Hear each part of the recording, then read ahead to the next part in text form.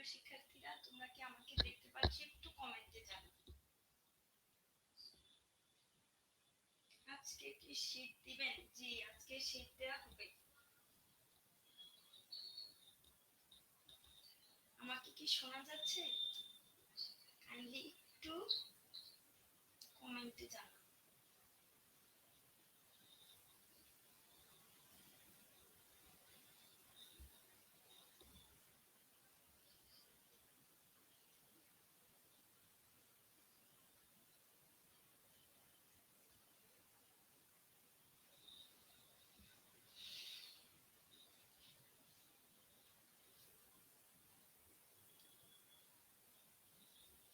আমার কথা কি ঠিকমতো শোনা যাচ্ছে? বোর্ড কি দেখা যাচ্ছে কিনা একটু কমেন্টে জানাও।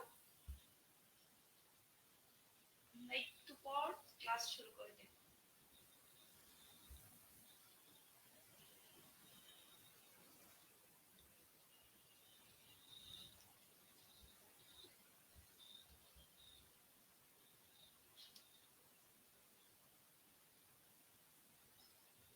সবকিছু ঠিক আছে, নট সাউন্ড প্রবলেম তো হওয়ার কথা না।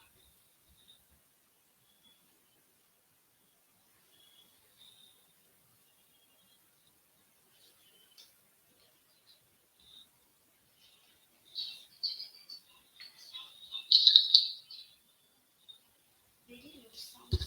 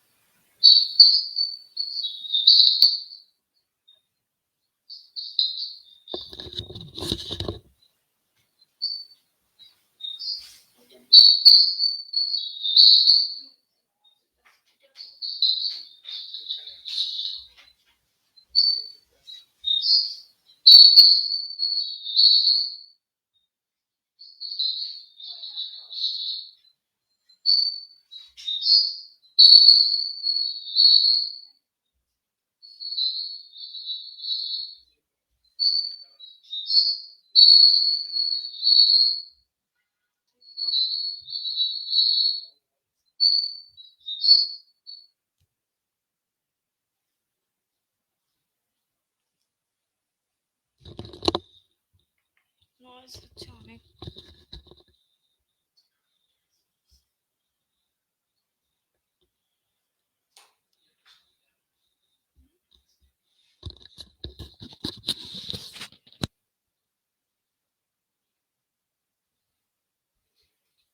এখন কি সাউন্ড হচ্ছে?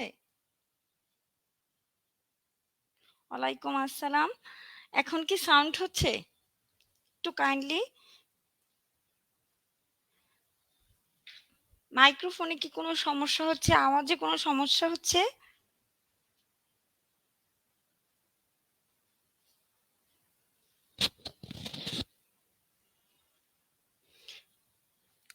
কথা সবকিছু ক্লিয়ার আছে? জি না, সাউন্ড ওকে নাও না ওকে, সবার ওকে হয়েছে কিনা একটু কাইন্ডলি বলেন। আওয়াজ ঠিক আছে? Mike sound is loud and clear now, good. আচ্ছা, সাউন্ড ওকে আছে। আজকে আমাদের প্রথম ক্লাস ইংরেজি সাহিত্যের। আমরা প্রথমে কি পড়বো সেটা নিয়ে একটু কথা বলবো। এর আগে যারা ইংরেজি সাহিত্যে ভর্তি হয়েছো তাদের অবশ্যই একটা উদ্দেশ্য এখানে বিসিএস নিয়ে ভালো নাম্বার পাওয়ার। কারণ ইংরেজি সাহিত্য দেখা গেছে অন্যান্য চাকরি পরীক্ষায় খুব বেশি আসে না, বিসিএস এ আসে 15 নম্বর আসে। তো যারা এখানে এসেছো তাদের অবশ্যই মনের একটা আশা আছে যে অন্ততপক্ষে যেন 10-এর উপরে একটা নাম্বার তোমরা ক্যারি করতে পারো। তা আমি অবশ্যই আমার আমার সর্বোচ্চ দিয়ে চেষ্টা করব ক্লাস প্লাস শীট যে দেব সেগুলোতে যত ইম্পর্টেন্ট যেগুলো পরীক্ষায় আসার মতন তথ্য সেগুলো যেন সব কাভার করে এমনভাবে পড়ানোর চেষ্টা করব যে সব গুরুত্বপূর্ণ যেগুলো পরীক্ষায় আসে সেগুলো। কিন্তু আমি যখন গুরুত্বপূর্ণ বলবো কম গুরুত্বপূর্ণ যেগুলো, এর মানে এই না যে তোমরা এইগুলো পড়বা না। অবশ্যই কম গুরুত্বপূর্ণগুলো করবা, কিন্তু গুরুত্বপূর্ণগুলো ভালো করে পড়বে। এখন আর ৪৩তম প্রিলি আর ৪৪তমর কিছু কথা বলি। এখানে অনেকেই হয়তো ৪৩তম দিবে, আর ৪৪তম হয়তো এমনও আছে যে নতুন প্রার্থী। তাদের জন্য আমার সাজেশন, আমার ক্লাস শুরু করার আগে প্রথম কাজ হচ্ছে যারা এখানের ভিতরে ৪৩তম প্রিলিমিনারি প্রার্থী আছো, তাদের এখন এই মুহূর্তে ১৫ ঘন্টা ১৪-১৫ ঘন্টা পড়তে হবে। প্রথম কথা হচ্ছে এটা। তাদের এখন একটা, আমার একজন শিক্ষার্থী বলবো, যে লিখেছে যে এখন বাংলাদেশের খেলা শুরু হবে ৪টার সময়। আমরা যখন রিটেন বা প্রিলি দিয়েছি, মানে আমরা এমনও হয়েছে যে বসেছি কখন উঠেছি কখন সেটারই খেয়াল থাকতো না। এত পরীক্ষার্থী, আমরা যখন পরীক্ষা দেই, যখন রিটেনে বসি, ২ বার রিটেনে বসেছি, এটার অভিজ্ঞতা থেকে বলছি। আশেপাশে সব বুয়েট, রুয়েট, কুয়েট, ঢাবি, চবি এবং মেডিকেলের সব স্টুডেন্ট থাকে। সেখানে তুমি একটা চাকরি পাওয়া বা একটা ক্যাডারশিপ পাওয়া, তাদের মাঝখান থেকে তুমি যদি মনে করো যে না ঠিক আছে একটু কম্প্রোমাইজ করি, একটু জীবনে বিনোদনও এই মুহূর্তে রাখি, তাহলে কিন্তু সম্ভব না। আর তুমি খুব মেধাবী হলে ওটা আরেক কথা, ওটার আমি বলবো না, কিন্তু আমি এভারেজ যারা তাদের উদ্দেশ্যেই এই সাজেশনটা দিয়ে আমার ক্লাসটা শুরু করছি। আমি আবারও বলছি, যারা ৪৩তম প্রিলিমিনারি পরীক্ষার্থী তারা সময় নষ্ট করবে না। মিনিমাম তাদেরকে ১৪-১৫ ঘন্টা পড়তে হবে, এবং এই মুহূর্তে রিভিশন দাও, যা যা সমস্যা সেগুলো ঠিক করে নাও। আর ইংরেজি সাহিত্য ইনশাল্লাহ আমি তো আছি, আমরা এগুলো কাভার করে নেব ইনশাল্লাহ। আমরা আনন্দময় পরিবেশ তৈরি করে ইংরেজি সাহিত্য যে একটা মজার জিনিস সেভাবে পড়বো, কারণ অনেক সময় দেখা গেছে মজার জিনিস থাকে না, শুধু মুখস্থের মতন কতগুলা নোটাবল ওয়ার্কস লিখতে থাকবো, তখন তোমাদের বিরক্তি হয়তো কাজ করতে পারে। যে কারণে মুখস্থরও কিছু জিনিস আছে, বোঝারও কিছু জিনিস আছে, এজন্য আমরা এমন ভাবে সন্নিবেশ করে পড়বো যেন তোমাদের ভেতরে বোর্ডমটা বা বিরক্তি যেটা বলে এটা যেন কাজ না করে। আচ্ছা, এখন আমি চলে যাই। তোমাদেরকে তো একটা সাজেশন দিলাম যে কিভাবে পড়বা। আর দ্বিতীয় যে কথা, সে কথা হলো যে আমরা ইংলিশ লিটারেচারটা কি কি জিনিস পড়বো, কিভাবে পড়বো, কোন কোন জিনিসে গুরুত্ব দেব। লিটারেচারে দেখো, ইংলিশ লিটারেচারে তোমাদেরকে গুরুত্ব দিতে হবে, ১ নাম্বার হচ্ছে রাইটার, সাহিত্যিক। ঠিক আছে?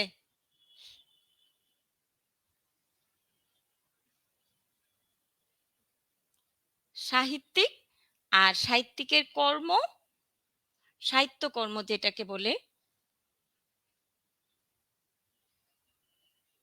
সাহিত্যকর্ম, আর হচ্ছে সাহিত্যকর্মের চরিত্র। সাহিত্যকর্মের চরিত্র, সাহিত্যিক, সাহিত্যকর্ম এবং সাহিত্যকর্মের চরিত্র। ২ নাম্বার হচ্ছে কোটেশন।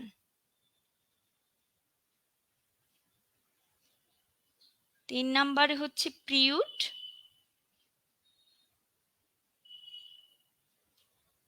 ৪ নাম্বার হচ্ছে লিটারেরি ট্রাম।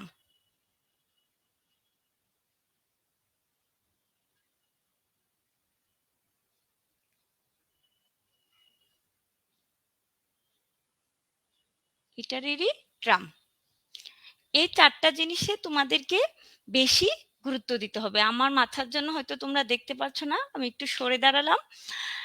১, ২, ৩, ৪, এই ৪টার ভিতরে আমরা লিটারেরি ট্রামগুলো খুব মজার ছন্দের ছলে বা উদাহরণের সাথে পড়বো। এর পরবর্তী ক্লাস আমরা পিরিয়ড নিয়ে করব। আর কোটেশন আমি ক্লাসে তো করাবোই, প্লাস ইনশাল্লাহ চেষ্টা করব ভিডিও দিয়ে প্রেক্ষাপটগুলো বুঝিয়ে কোটেশনগুলো বলার। কারণ কি জানো, যে তুমি যদি প্রেক্ষাপট না জেনে কোটেশনটা মুখস্থ করো, এটা মনে রাখা খুব টাফ হয়ে যায়। সেজন্য আমি কোটেশনটা প্রেক্ষাপট ধরে যে কিভাবে কে বলছে কেন বলছে চেষ্টা করব যে আলাদা এক্সট্রা কিছু ভিডিও দেয়ার। তারপরে ১ নম্বরে চলে যাই, সেটা হচ্ছে সাহিত্যিক, সাহিত্যকর্ম, আর হচ্ছে সাহিত্যকর্মের চরিত্র।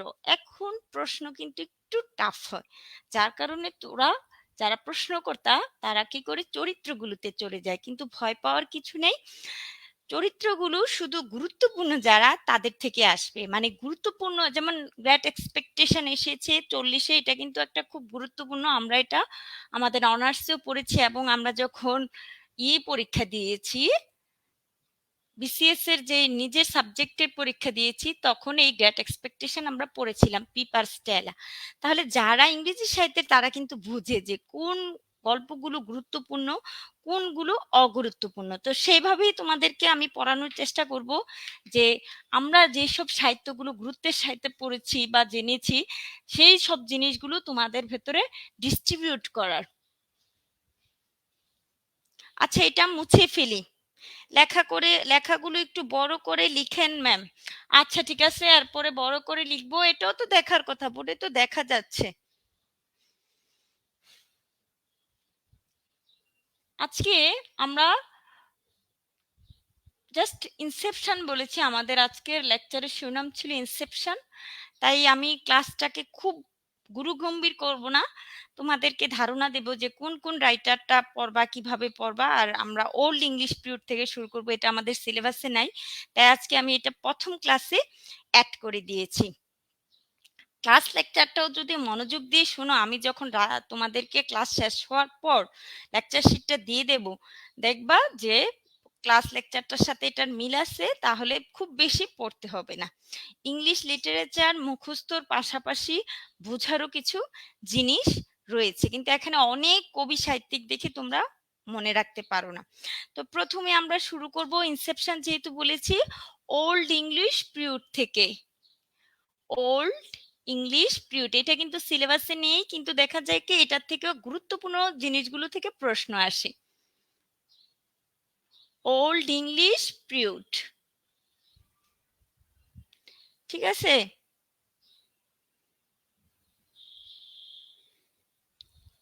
Old English period, old English পিরিয়ডের আবার একটা অন্য নাম আছে, ঠিক আছে। এই অন্য নামের একটা কাহিনী আছে, এগুলো আমি এখন বলবো।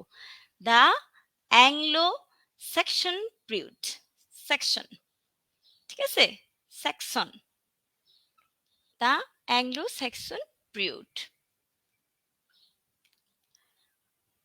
বাংলা সাহিত্য যেমন প্রাচীন যুগ থেকে শুরু হয়েছে, ইংরেজি সাহিত্য ওল্ড ইংলিশ পিরিয়ড থেকে শুরু হয়েছে, আবার এটার একটা অন্য নামও আছে, দ্য অ্যাংলো সেকশন পিরিয়ড, ঠিক আছে।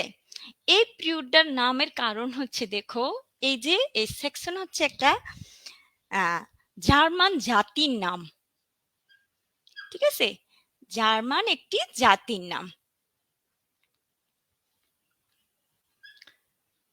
এই জাতিরা আমরা যেমন দেখেছি বাঙালি একটি সংকর জাতিতে কিভাবে দেখলাম যে দ্রাবিড়রা সে ইয়াকে গ্রাস করছে, গ্রাস করে তারা আবার মঙ্গোলীয় করছে, এভাবে কি হলো, সংকর জাতি হলো। ঠিক এদিকেও দেখো এই জার্মান জাতিরা কি করেছে, ইংল্যান্ডে আসলো, ইংল্যান্ড দখল করলো, দখল করে এখানে কি করলো, ইংরেজি জাতিদেরকে পরাজিত করলো, পরাজিত করে তারা এখানে বসবাস শুরু করে। তখন থেকে এই পিরিয়ডটার নামকরণ হয়, তা মানে আমরা ধরে নেই যে ইংলিশের চাইতে এই পিরিয়ডটা হচ্ছে অ্যাংলো সেকশন পিরিয়ড। জার্মান জাতিরা আসলো, তাদের সাথে আরো কিছু জাতিও এসেছিল, জুট অ্যাঙ্গেলস।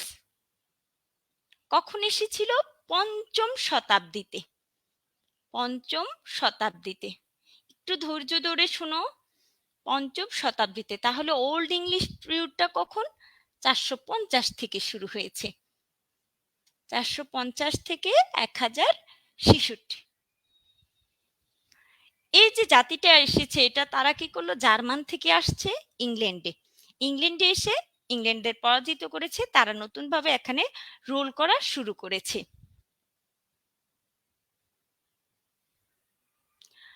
হ্যাঁ ম্যাম, নোট করতে হবে, একটু একটু লিখে রাখো। পিডিএফ কি দেয়া হয়েছে, পিডিএফ ক্লাস শেষে দেয়া হবে, ক্লাসের আগে কোনো পিডিএফ হবে না। তো পঞ্চম শতাব্দীতে এই তারা আসলো। এই যুগের যে সাহিত্যকর্মটা, এগুলো সব ছিল মৌখিক, ওরাল, লিখিত না, কোনো লিখিত সাহিত্যকর্ম এই যুগে ছিল না। এই যুগের বিখ্যাত যে সাহিত্যকর্মগুলো, মানে যেগুলো নোটাবেল, যেগুলো পাওয়া গেছে, সেগুলো হলো প্রথমেই আমরা বলবো বিওলফের কথা। বিওলফ এটা কিন্তু একটা এপিক লেখা দেখা যাচ্ছে। তারপরে হচ্ছে দ্য সি ফেরার, দ্য ওয়ান্ডারার।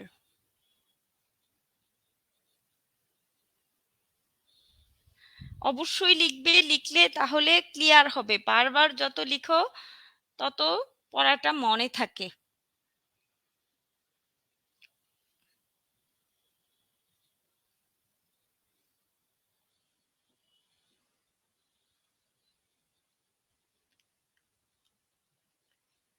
এগুলো কিন্তু সব ওরাল, লিখিত না, ঠিক আছে? হাজবেন্ড মেসেজ,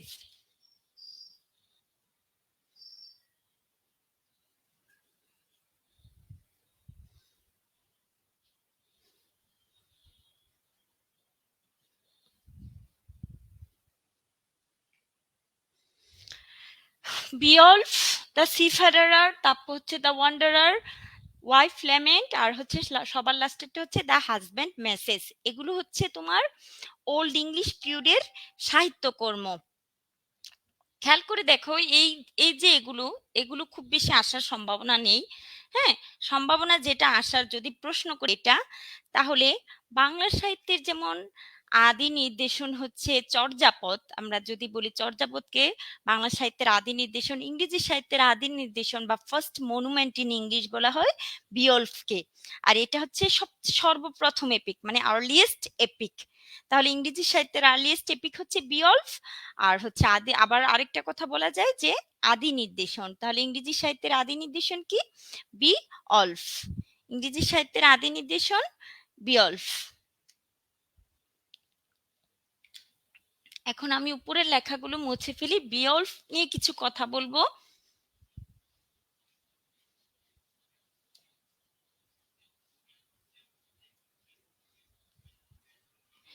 আচ্ছা, বিয়ল্ফ নিয়ে কথা বলার আগে এপিকটা কি? এপিকটা হচ্ছে একটা জেন্ডার, লিটারেরি জেন্ডার, যেটা তে একজন মহৎ, একজন বীরের বর্ণনা দেয়া হয়, হিরোইক বর্ণনা দেয়া হয়, ঠিক আছে? এবং এটার স্টাইল থাকে খুব গ্র্যান্ড স্টাইল, এক্সল্টেড থাকে, সেটাকে আমরা বলি এপিক। এপিক নিয়েও আমরা কথা বলবো পরে, এখন বিয়ল্ফ নিয়ে কথা বলি। বিয়ল্ফ,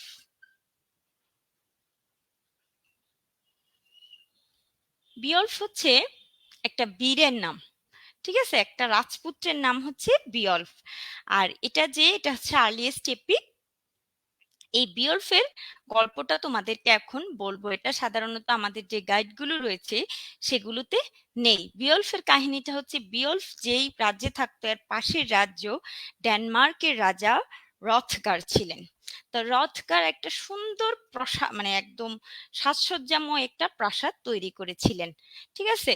তো এই প্রাসাদটাতে তৈরি করার পর তিনি শান্তিতে থাকতে পারতেন না। কেন? রাক্ষস এটাতে আক্রমণ করতো। রাক্ষসটার নাম ছিল গ্র্যান্ডেল। রাক্ষসটার নাম ছিল কি? গ্র্যান্ডেল।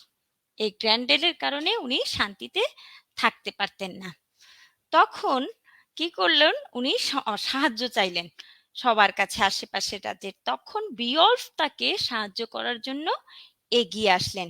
তাহলে বিয়ল্ফ কি আসলেন? গ্র্যান্ডেলকে মেরে ফেলার জন্য। তখন প্রথমবারের চেষ্টায় মেরে ফেলার জন্য আসলেন, মেরে ফেলার জন্য এগিয়ে আসলেন। বিয়ল্ফ কি করলো? গ্র্যান্ডেলকে একদিন যখন আক্রমণ করলো, তাকে খুব আহত করলো। আহত করার কারণে গ্র্যান্ডেল মারা যায়। তখন গ্র্যান্ডেলের মা সেটা শুনে আবার বিয়ল্ফের বিরুদ্ধে আসে, বিয়ল্ফকে আক্রমণ করতে। তখন গ্র্যান্ডেলের মাও মারা যায়। হ্যাঁ, মারাত্মকভাবে আহত হয়, পরে মারা যায় গ্র্যান্ডেলের মা। এটা ছিল প্রথম অংশের কাহিনী। আর দ্বিতীয় অংশে আমরা দেখতে যেটা পাই, মানে গ্র্যান্ডেলকে মেরেছে কে? বিয়ল্ফ। দ্বিতীয় অংশের কাহিনীটা 50 বছর পর। তখন আমি বলেছিলাম প্রথমে সে রাজপুত্র ছিল, কিন্তু 50 বছর পর সে কি হয়ে গেছে? রাজা হয়ে গেছে বিয়ল্ফ। রাজা হয়ে সে কি করলো? তখন তার রাজ্যেই ড্রাগনের আক্রমণ শুরু হলো। ড্রাগন, তখন তিনি এই ড্রাগনদের বিরুদ্ধে যুদ্ধ করতে গিয়ে আহত হন। আহত হয়ে পরে মারা যান। এটাই হচ্ছে বিয়ল্ফের কাহিনী। প্রথম অংশ গ্র্যান্ডেলকে মারেন, গ্র্যান্ডেলের মাকে মারেন। দ্বিতীয় অংশে তিনি কি করেন, ড্রাগনদের মারতে গিয়ে আহত হয়ে নিজে মারা যান। এটা হচ্ছে বিয়ল্ফের কাহিনী।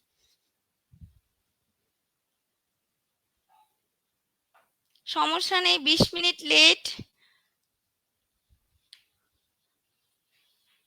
আমরা মাত্র আলোচনা শুরু করেছি, আপনি মনোযোগ দিয়ে শুনুন।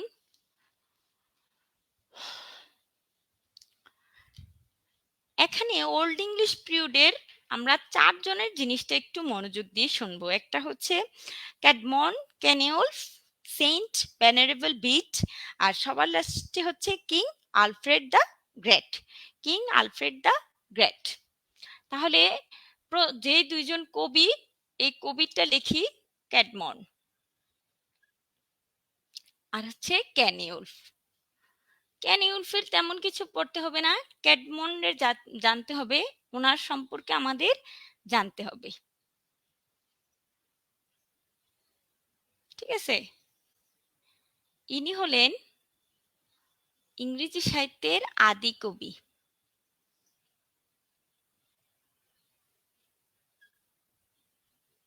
সাহিত্যের আদি কবি।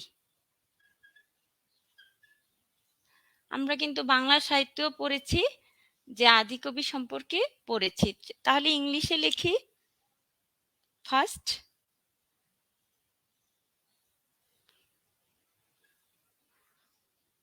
Known poet.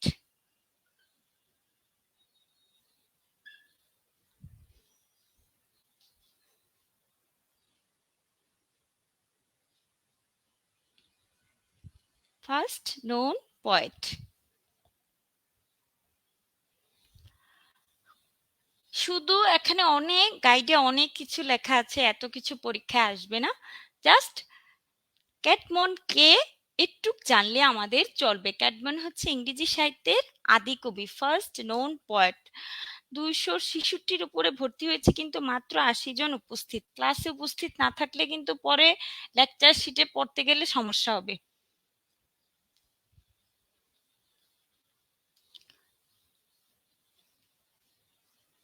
ক্যানিউলফের পরে আমরা পড়ব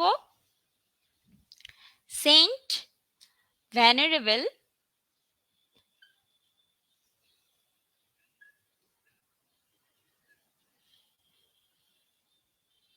পিট, আর হচ্ছে এখানে কিং আলফ্রেড দ্য গ্রেট। শেষ, কিন্তু এই তারা পড়লে আমাদের আদিম যুগ শেষ হয়ে যাবে। The great. ঠিক আছে, এখন সেন্ট ভেনারেবল জাস্ট দুইটা জিনিস জানবো। একটা হচ্ছে তিনি হচ্ছে father of English learning.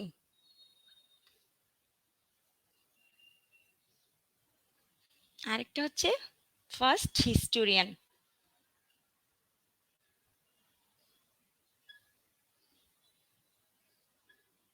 Sorry, ওই সময় ফার্স্ট বানানটা মনে হয় ভুল হয়েছিল। First historian of English language.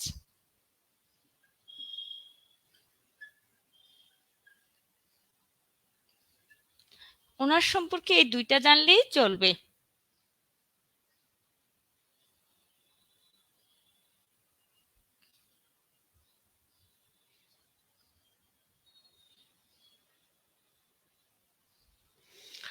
Saint venerable বিটের আমরা শুধু দুইটা জিনিস জানবো, ফাদার অফ ইংলিশ লার্নিং। আসলে কি ইংরেজি সাহিত্য খুব কম পড়া, যদি এটা বোঝা যায় যে কোনটা গুরুত্বপূর্ণ কোনটা গুরুত্বপূর্ণ না। এজন্য ইংরেজি সাহিত্যের স্টুডেন্টরা এটা টোটালিই পড়ে না, কারণ তারা যখন তাদের সিলেবাসে পড়েছিল তারা কিন্তু জানে যে কোন গুণগুলো পরীক্ষা আসছে। এই টপিকটা আমার পরীক্ষায় এসেছিল। ঠিক আছে, তা আমি কিন্তু জানি যে এটা গুরুত্বপূর্ণ, শুধু এই দুইটা জিনিস জানলেই চলবে। এবার আমরা কথা বলবো কিং আলফ্রেড দ্য গ্রেট নিয়ে। গ্রেট নিয়ে কথা বলার পর আমাদের এই ওল্ড ইংলিশ পিরিয়ড শেষ হয়ে যাবে, তারপর আমরা মিডল ইংলিশ পিরিয়ডে চলে যাব। ও, খেলার ক্লাস দুইটাই করছি, বাহ খুব ভালো। অর্ধেকটা মাথায় ঢুকবে, অর্ধেকটা মাথায় ঢুকবে না, সেটা মুছে ফেলি। কিং আলফ্রেড দ্য গ্রেটের কথা বলবো এখন।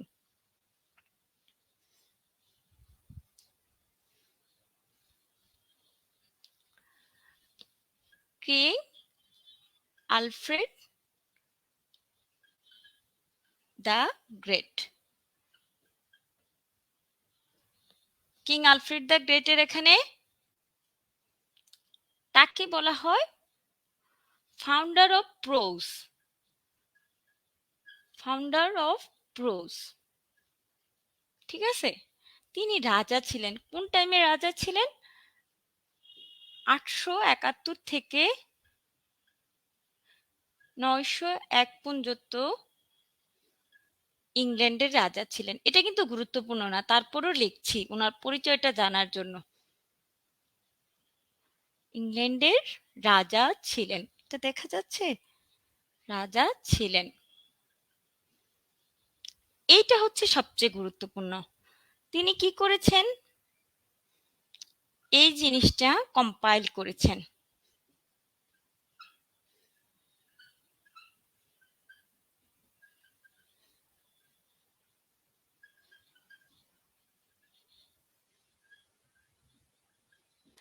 এজন্য তাকে কি বলা হয়? এই জন্যই তাকে কি বলা হয়? ফাদার অফ বা ফাউন্ডার অফ, ফাউন্ডার যেটাই বলি, ফাদার অফ ইংলিশ প্রোজ। শেষ, কিং আলফ্রেড দ্য গ্রেটের এই তথ্যগুলোই পড়লে আমাদের চলবে। ক্লাসে শীট পড়বেন আর বিগত বছরের প্রশ্ন পড়বেন ইনশাল্লাহ।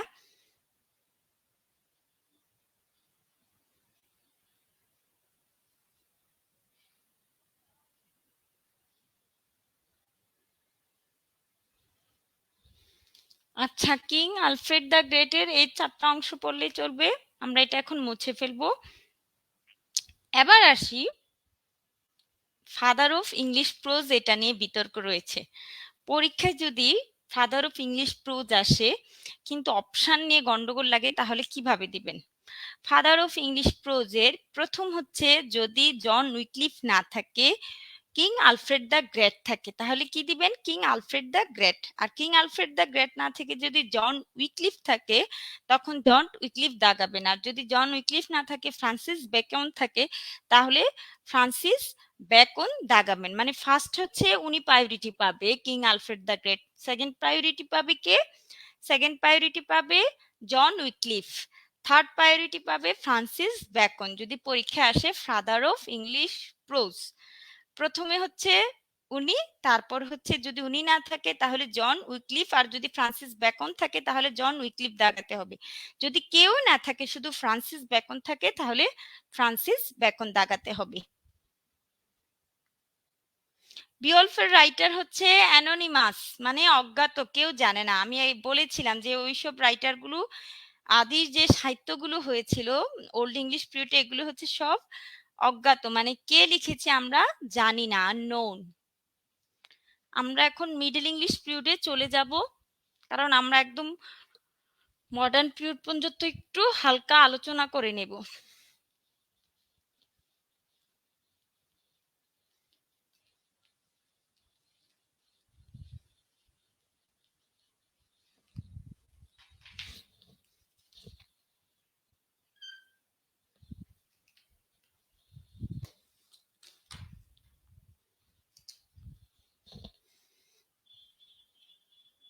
Middle English period. যারা ভাবেন যে লেখা ভালো না, তাদের সমস্যা হবে, কোনো সমস্যা নেই। আমার লেখাও কিন্তু খুব বেশি ভালো না, ইংরেজি লেখা। তো আমার বিসিএস হয়ে গেছে। এই লেখা যাদের খারাপ, তাদের অন্য ক্ষেত্রে ভালো করতে হবে। আমার লেখা খুব, ইংরেজি খুব বেশি ভালো না, অন্য জিনিসগুলোতে লেখা যাদের খারাপ, ভালো করে পড়তে হবে। আচ্ছা, এটা শুরু হয়েছে 1066 থেকে।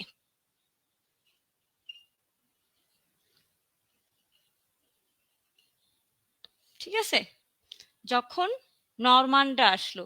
এই পিরিয়ডের অন্য নাম হচ্ছে অ্যাংলো নরমান পিরিয়ড। এই পিরিয়ডটা নরমানরা যখন বিজয় করলো, নরমান আবার আরেকটা জাতি, তখন এই পিরিয়ডটা শুরু হয়েছে।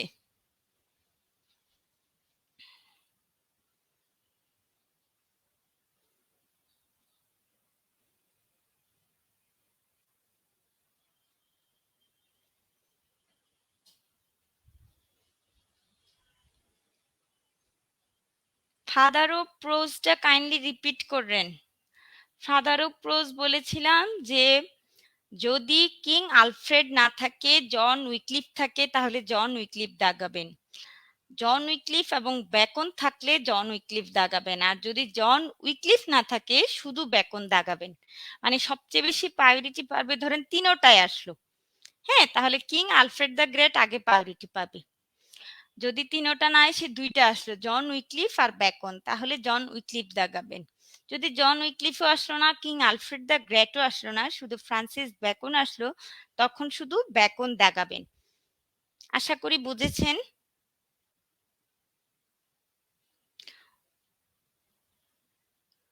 আচ্ছা, মুছার আগে একবার রিভিউ দিয়েন। এটা শুরু হয়েছে এই যুগের সাহিত্যিকগুলো একটু লিখে দেই। এখানে হচ্ছে প্রথমেই হচ্ছে কার নাম আসবে? ক্যান্টারবারি টেল লিখেছেন যিনি, জিওফ্রি চসারের নাম আসবে। Geoffrey Chaucer. চসারের পর নাম আসবে, আমি ছোট করে লিখছি, আপনারা পরে শীটে বড় করে মানে নাম, পুরো নামটা পাবেন। ল্যাংলেট, জন গাওয়ার, তারা হচ্ছে সাহিত্যিক এই মিডল পিরিয়ডের। জন গাওয়ার, স্যার থমাস ম্যালোরি, এটা থেকে 40তমতে এসেছিল। মর্টিডি আর্থার।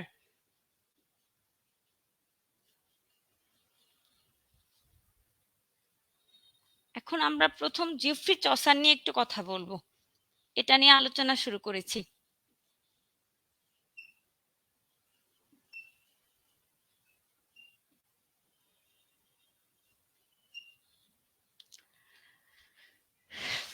জিওফ্রি চসারের, উনি ছিলেন 14 শতক, 14 শতকের উনি ছিলেন। এই মিডল ইংলিশ পিরিয়ডটা আবার 3 ভাগে ভাগ করছে, একটা হচ্ছে অ্যাংলো নরমান, আরেকটা হচ্ছে চসারের পিরিয়ড, আরেকটা হচ্ছে ব্যারনেজ।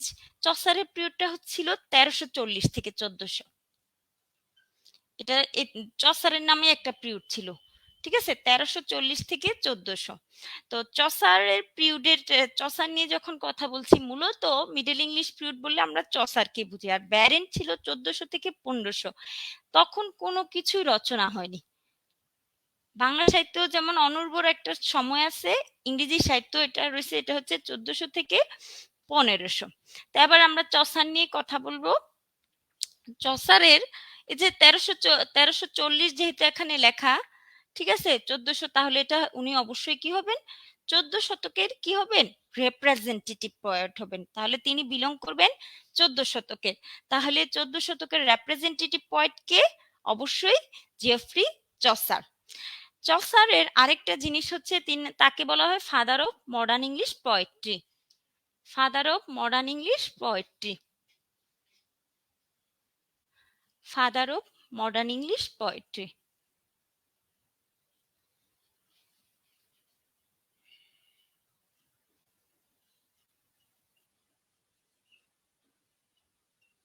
আবার ওনাকে ফাদার অফ ইংলিশ লিটারেচার এবং ল্যাঙ্গুয়েজও বলা হয়।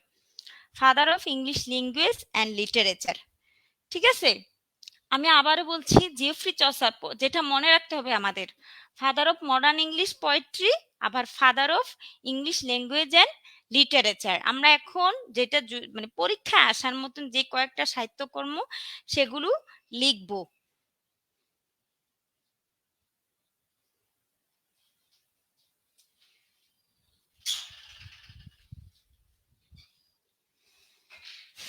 Father of modern English poetry Geoffrey Chaucer. এখন চসারের সাহিত্যকর্মগুলো লিখছি।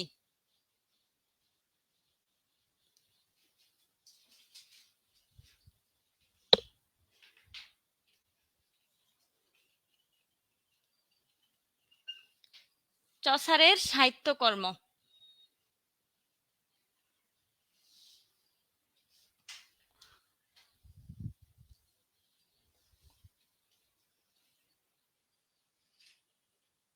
সবচেয়ে যেটা যদি পরীক্ষায় যদি আসে, সিলেবাসের বাইরেও তো অনেক সময় প্রশ্ন হয়, এটা আসতে পারে ক্যান্টারবারি টেলস। এটা হচ্ছে একটা তীর্থযাত্রার গল্প। এখানে 32 জন তীর্থযাত্রী বিভিন্ন ধরনের গল্প বলেন, সেটাই নিয়ে গল্পটা হয়েছে, দ্য ক্যান্টারবারি টেলস।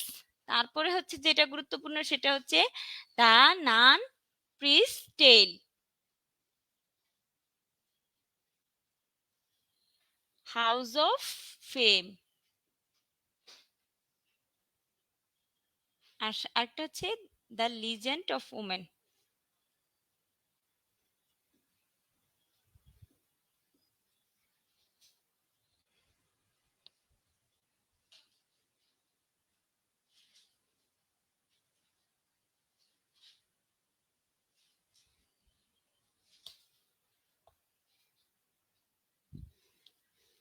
এখানে সবার শেষে যেটা ট্রয়লাস অ্যান্ড ক্রেসিডা।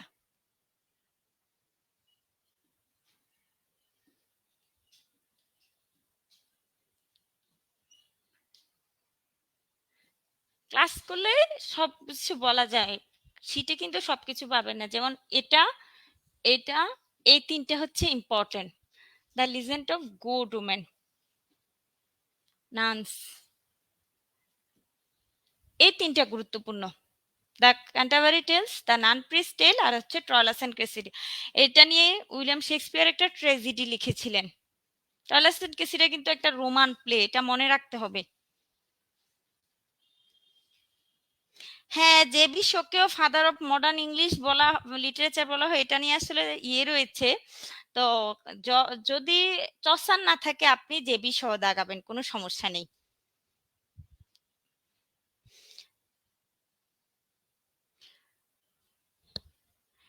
তখন সব পয়েম আকারেই লেখা হতো, কারণ তখন তো এই আর প্রচলন হয় নাই।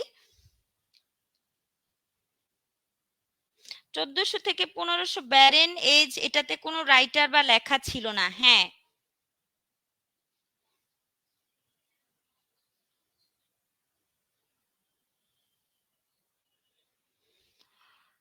আপনাকে পড়তে হবে ট্রয়লাস এন্ড ক্রেসিডা, ক্যান্টারবারি টেলস, নামটা আর কি মুখস্থ, আর হচ্ছে নানস প্রেস টেল। আমরা এটা মুছে দিচ্ছি।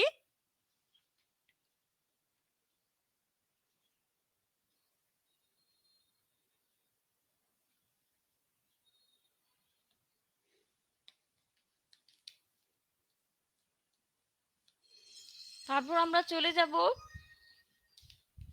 একটা একটা করে শিখবো শুধু। বাকি যেই সাহিত্যিকগুলো আছে তাদের শুধু একটা একটা নাম করে শিখলেই চলবে, গুরুত্বপূর্ণগুলো।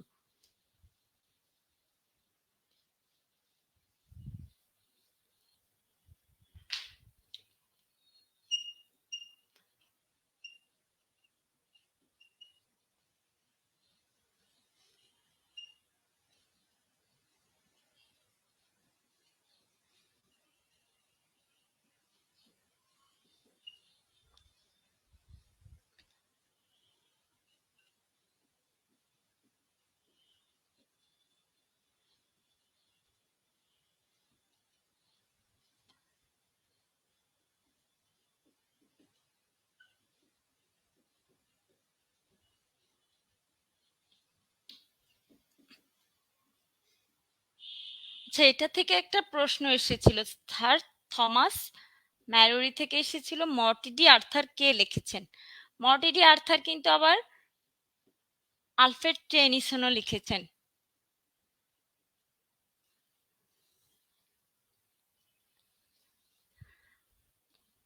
আর পড়ব জন ইক্লিফ।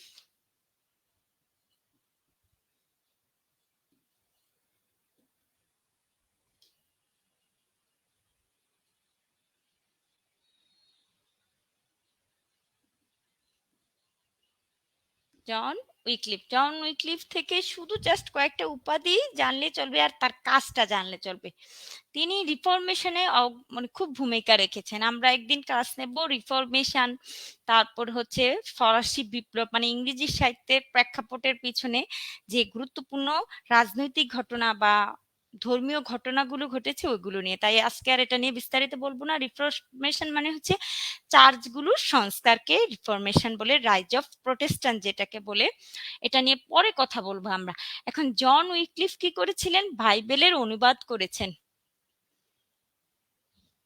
বাইবেল অনুবাদ করেছেন।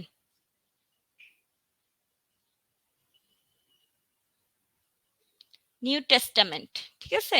The new testament, new testament, new testament হচ্ছে বাইবেলটার নাম, সেটা তিনি কি করেছেন? বাইবেলের অনুবাদ করেছেন।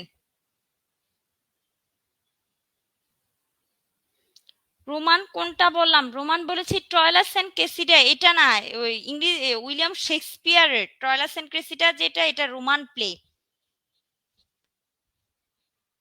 সেম নাম, মানে সেম নামেরই দুইজনের আছে, খেয়াল করে দেখো, সেম নামেরই দুইজনের আছে এখানে, ট্রয়লাস ক্রেসিডাও আছে, এটা হচ্ছে কে লিখেছে? জিওফ্রি চসার লিখেছে। আবার ট্রয়লাস ক্রেসিডা কে লিখেছে? উইলিয়াম শেক্সপিয়ার লিখেছে। উইলিয়াম শেক্সপিয়ার যেটা লিখছে, ট্রয়লাস আর ক্রেসিডা নায়ক নায়িকার নাম, ঠিক আছে? ট্রয়লাস ক্রেসিডা নায়িকার নাম, ট্রয়লাস নায়কের নাম। এই যে এটা নিয়ে কে লিখেছে? জিওফ্রি চসারও লিখেছে। আবার কে লিখেছে? উইলিয়াম শেক্সপিয়ার লিখেছে। উইলিয়াম শেক্সপিয়ার যেটা লিখছে ওইটা ছিল প্লে, রোমান প্লে, সেটা বলেছিলাম। না, ক্যান্টারবারি টেলস থেকে কোনো কিছু তেমন গুরুত্বপূর্ণ না, কারণ এটা তো সিলেবাসের বাইরে। তোমাদের তোমাদের সিলেবাস শুরু হয়েছে এলিজাবেথান পিরিয়ড থেকে, রেনেসাঁ পিরিয়ড থেকে।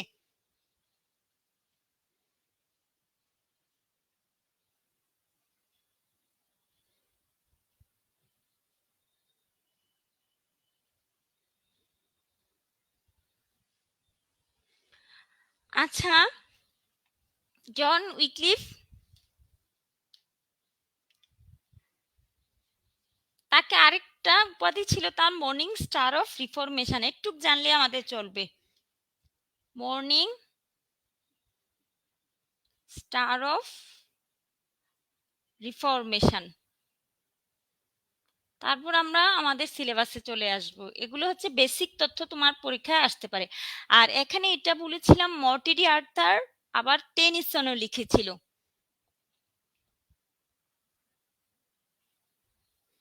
মর্টিডি আর্থার আবার টেনিসনও লিখেছিল মর্নিং স্টার অফ রিফরমেশন।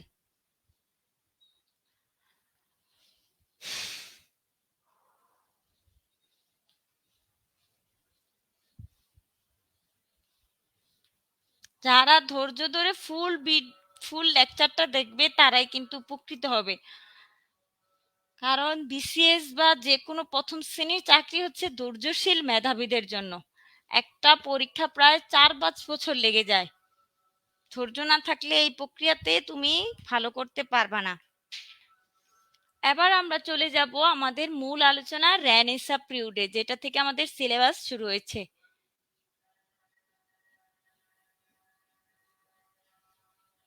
বা এলিজাবেথান পিরিয়ড যেটার একটা অংশ আর কি, সেটা থেকে আমাদের সিলেবাসটা শুরু হয়েছে, দা রেনেসাস। এখানে এই রেনেসাঁ শব্দটি নিয়ে কনফিউশন আছে, কেন? কেউ বলছে এটা একটা ইটালিয়ান ওয়ার্ড, কেউ বলছে এটা একটা ফ্রেঞ্চ ওয়ার্ড, মানে ফরাসি শব্দ।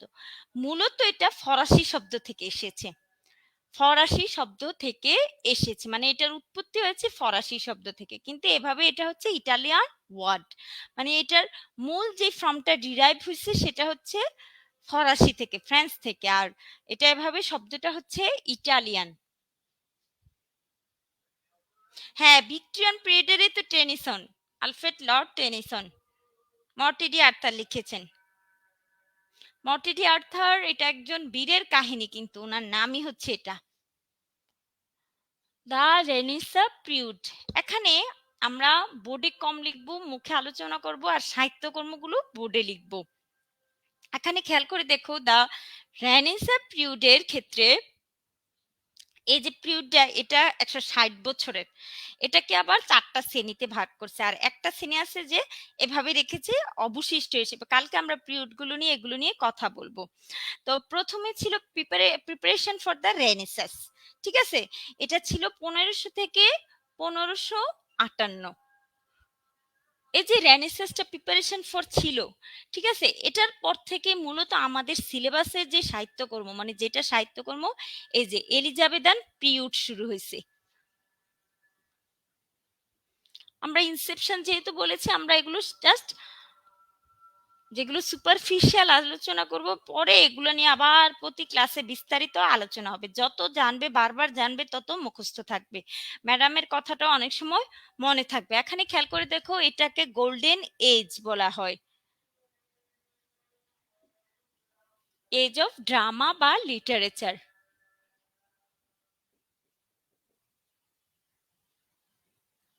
ঠিক আছে, গোল্ডেন এজ বলা হয়। এলিজাবেথান পিরিয়ডটাতে তখন খুব মানে ছেলেরা প্লে করতো, মেয়েদের প্লে করতো না। মেয়েরা কখনো নাটকে অভিনয় করতে পারতো না, তাদেরকে সেই সুযোগটা দেয়া হয়নি। এই প্লেগুলো সাধারণত থিমগুলো ছিল লাভ আর রিভেঞ্জ। ঠিক আছে, লাভ আর রিভেঞ্জ। আর গোল্ডেন এজ অফ ড্রামা বা লিটারেচার বলা হয় কাকে? এলিজাবেথান পিরিয়ডকে। এলিজাবেথান পিরিয়ডের সবচেয়ে গুরুত্বপূর্ণ যে সাহিত্যিক, তিনি হচ্ছেন উইলিয়াম শেক্সপিয়ার, তারপর হচ্ছে ক্রিস্টোফার মার্লো, তারপর হচ্ছে বেন জনসন। আরেকটা জিনিস, একটা তথ্য মনে রাখো তোমরা, উইলিয়াম শেক্সপিয়ারের আগে এসেছে কে?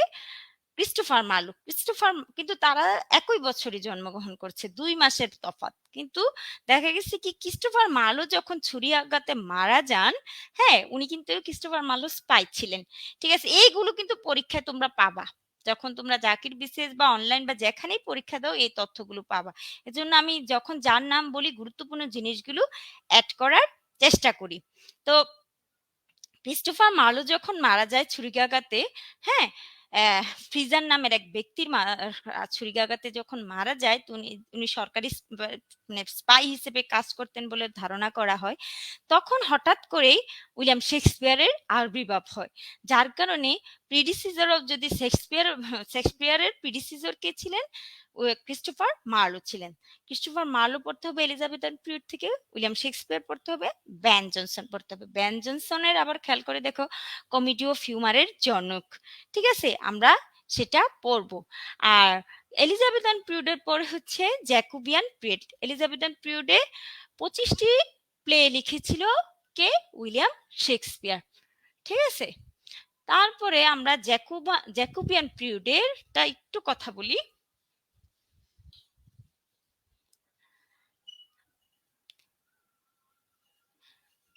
জ্যাকোবিয়ান পিরিয়ড, খেয়াল করে দেখো, জ্যাকোবিয়ান পিরিয়ডটা হচ্ছে জেমস ওয়ানের নাম অনুসারে করা হয়েছে।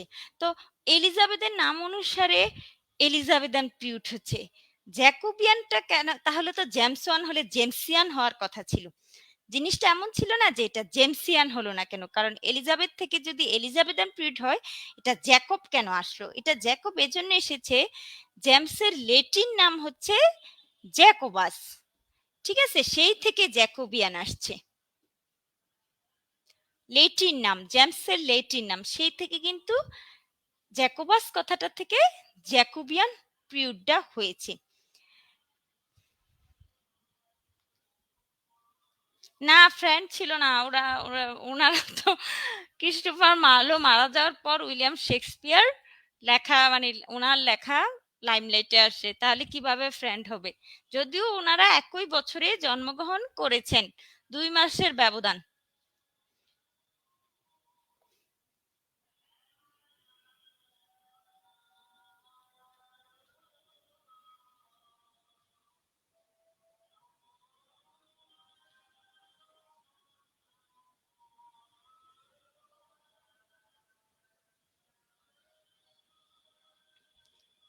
আচ্ছা,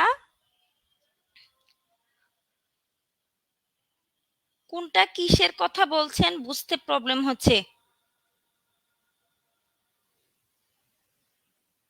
কোনটা কিসের? ও আচ্ছা, তাহলে লিখে দেব, লিখে দিলে তোমাদের বুঝতে সুবিধা হবে। যার কথা বলবো বোর্ডে তার নাম লিখবো। তা এখানে তোমরা পড়বে ইউনিভার্সিটি উইটস পড়বে। ঠিক আছে, আর জ্যাকোবিয়ান পিরিয়ডে আমরা এখন আলোচনা করছি জ্যাকোবিয়ান পিরিয়ড নিয়ে। জ্যাকোবিয়ান পিরিয়ডে পড়বে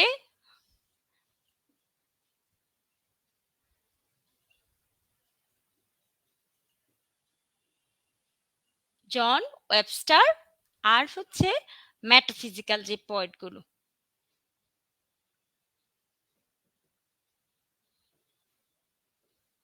জন ওয়েবস্টারের একটা গল্পই খুব ভালো করে পড়তে হবে, দ্য ডাচেস অফ মালফি। ঠিক আছে, পরীক্ষা যদি আসে এই ডাচেস অফ মালফি আসবে, কারণ এটাই হচ্ছে ওনার গুরুত্বপূর্ণ। আর এখানে হচ্ছে তোমরা পড়বে মেটাফিজিক্যাল পয়েট। ঠিক আছে, মেটাফিজিক্যাল পয়েটস এর ভেতরে জন ডান মাস্ট বি পড়বে, খুব ভালো করে পড়বে। আর যাদেরকে পড়বে আর দুজন হচ্ছে এন্ড্রু মার্বেল আর জর্জ হার্টবার্ট। এন্ড্রু মার্বেল আর জর্জ হার্টবার্ট। জন ওয়েবস্টার থেকে পড়বে ডাচেস অফ মালফি। আর মেটাফিজিক্যাল পয়েন্ট থেকে পড়বে তিনজন। প্রথমে হচ্ছে জন ডান, তারপর হচ্ছে এন্ড্রু মার্বেল, তারপর হচ্ছে জর্জ হার্টবার্ট। এই পরীক্ষা থেকে এই তিনজন থেকেই প্রশ্ন আসবে।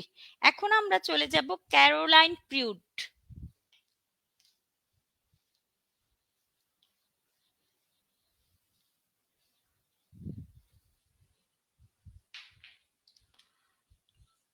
ক্যারোলাইন প্রিউড এটাও চার্লসের এই লেটিন নাম থেকে হয়েছে, চার্লস ওয়ানের লেটিন নাম থেকে ক্যারোলাইন প্রিউড হয়েছে। ঠিক আছে, এখানে এই ক্যারোলাইন পিরিয়ডে আবার সিভিল ওয়ার হয়েছিল, গৃহযুদ্ধ হয়েছিল। রাজার অনুসারী আর রাজার বিপক্ষের অনুসারী, রাজার পক্ষের আর রাজার বিপক্ষের।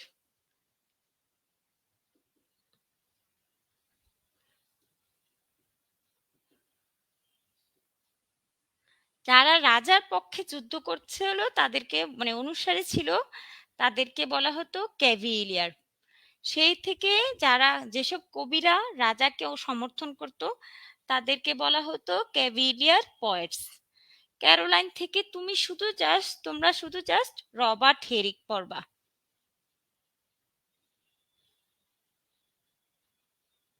রবার্ট হেরিক পড়লেই চলবে।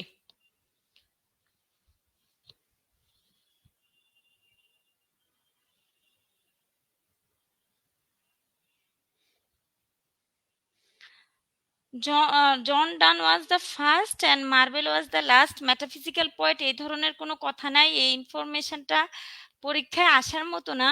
তবে জন ডান হচ্ছে ফাউন্ডার অফ মেটাফিজিক্যাল পয়েট, বা অগ্রদূত তুমি যদি বলো, পাইওনিয়ার অফ মেটাফিজিক্যাল পয়েট, এটা তোমার পরীক্ষায় আসবে। ঠিক আছে, ক্যারোলাইন প্রিউড কোন সময় এটা কালকে আলোচনা করব, এখন আর সময় নিয়ে কথা বলবো না। কালকে প্রিউড শুধু কথা বলবো, কোন পিরিয়ডটা কেমন ছিল সেটা নিয়ে কথা বলবো। এটা হচ্ছে তারপর একটু বলে দেই, 1625 থেকে 1649।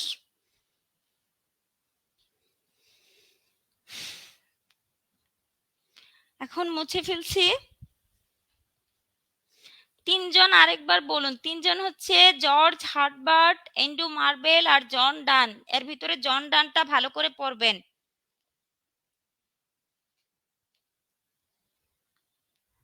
ঠিক আছে, রব আমরা তো মেটাফিজিক্যাল পয়েট্রি থেকে চলে এসেছি, আমরা এখন ক্যাভিলিয়ার পয়েট পড়াচ্ছি ক্যারোলাইন প্রিউডের।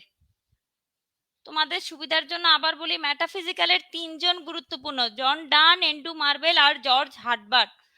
আর এব্রাহাম কোহলির যেটা আছে life is an incurable disease, এটা একটা কোটেশন শিখলে চলবে। হেনরি ভনের নাম জানলে চলবে, হেনরি ভন মেটাফিজিক্যাল পয়েট ছিলেন। ক্যাভিলিয়ারে শুধু রবার্ট হেরিক পড়বো আমরা। গট ইট ম্যাম, তোমাকেও ধন্যবাদ। আচ্ছা, এবার কমনওয়েলথ পিরিয়ডের কথা বলি। কমনওয়েলথ পিরিয়ডে কি করেছে, রাজাকে গদিচ্যুত করা হয়েছে কমনওয়েলথ পিরিয়ডে করে, রাজতন্ত্রকে বাদ দেয়া হয়ে গণতন্ত্র, প্রজাতন্ত্র মানে কি, জনগণের তন্ত্র, প্রজাতন্ত্র ক্ষমতা এসেছে। প্রজাতন্ত্রের যুগ এটা। ঠিক আছে, তখন শাসক করছিল কে, অলিভার ক্রমওয়েল শাসক ছিলেন উনি। ঠিক আছে, ওনার নাম পাবা elegy written in a country churchyard, Thomas গ্রের কবিতায়। অলিভার ক্রমওয়েল ছিলেন তখন শাসক। চার্লস ওয়ানকে কি করা হলো, শিরচ্ছেদ করা হলো, শিরচ্ছেদ করা হয়েছে। তখন তার ছেলে পালিয়ে চলে যায়, ফ্রান্সে চলে যায়, চার্লস টু। অলিভার ক্রমওয়েল, প্রজাতন্ত্রের যুগ। Was very romantic person. Romantic জিনিসটা তো এসেছে 1798 পরে।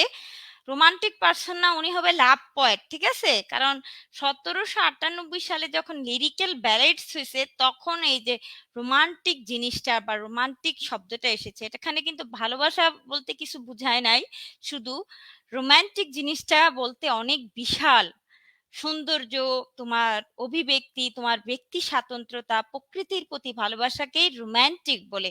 তাহলে জন ডান রোমান্টিক পার্সন না, হবে হবে যে খুব মানে ভালোবাসার কবি, উনি হবে ভালোবাসার কবি। ঠিক আছে, এখন আমাদের কমনওয়েলথ শেষ। কমনওয়েলথ পিরিয়ডে শুধু কে ছিল? হবসের একটা লেভিয়াথান নামে একটা ছিল, সাহিত্যকর্মের সন্ধান পাওয়া যায়, আর তেমন কিছু জানা যায় না। এটা হবস লিখেছে।